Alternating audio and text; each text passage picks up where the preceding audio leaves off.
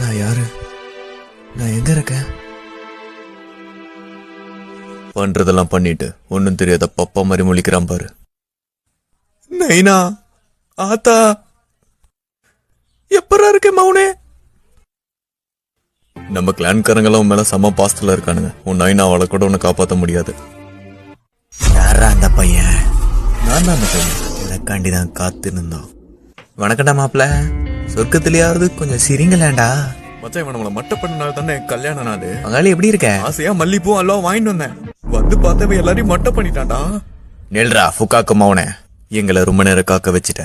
நீ பண்ண வேலைக்கு உன்னை கைமா பண்ணி கடைய போறோம்டா. நீ ஏறி ஆடிட்டாச்சி, இது நம்ம காலம்.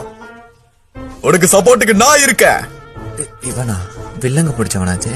அடி பொலி அடி பொலி. நீ அவங்க சங்கல செஞ்ச சம்பவத்தை பார்த்து நான் உன்னோட பெரிய ஃபேன் ஆயிட்டாச்சி.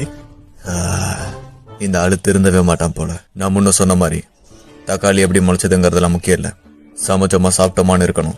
சரி, உன்னோட மௌனை விட்டுறோம். அதுக்குன்னு மழுப்புறங்கிற பேர்ல மண்ணை சுட்டு ஏத்திட்டு இருக்காது, சரியா? இப்ப இதுக்கு யாரு பொறுப்பு ஏத்துக்கிறது?